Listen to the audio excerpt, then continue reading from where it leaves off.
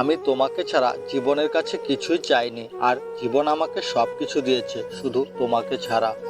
কেউ এক ফোঁটা ভালোবাসার জন্য আকুল ছিল, আর কারো মন সাগর দিয়েও ভরেনি। সে যদি আমাকে ভুলে সুখী হয় তবে অভিযোগ কি? আর আমি তাকে সুখী না দেখলে ভালোবাসা কিসের? কেন তোমাকে এত ভালোবেসে ফেললাম, এই আফসোস সারা জীবন থেকে যাবে। আমি হয়তো এখন আর আপনার বিশেষ কেউ না।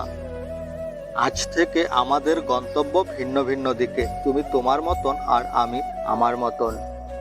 আর তোমার খোঁজ নেওয়ার জন্য বিরক্ত করব না। তোমার একটি বার্তার অপেক্ষায় ব্যাকুল আর হব না।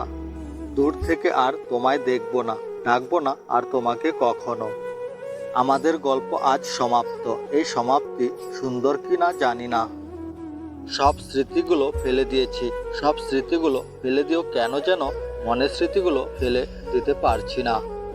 তোমাকে জীবনের সঙ্গী হিসেবে না পাওয়াটা আমার জীবনের অপ্রাপ্তি। এই অপ্রাপ্তির জন্য আজ আমি নিজের কাছে অপরাধী। আমাদের সম্পর্কে বিচ্ছেদ হলে যদি তুমি সুখী থাকো তবে তাই হবে। যারা ডাল ভাত, মোটা কাপড় আর সাধারণ ঘরে থাকার মানসিকতা রাখে তাদের কখনো ডিভোর্স হয় না। আমি বিচ্ছেদ চাইনি, কিন্তু তুমি বিচ্ছেদের মধ্য দিয়েই সুখী হতে পারবে এই ভেবে আমি দূরে চলে যাওয়ার জন্য রাজি হয়েছিলাম।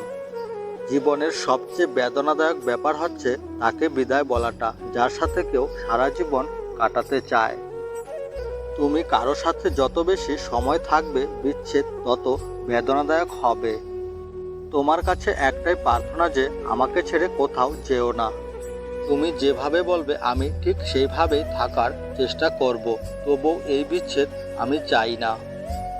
এমন কাউকে কিভাবে বিদায় জানাবেন যাকে ছাড়া আপনি বেঁচে থাকার কথা ভাবতেই পারেন না?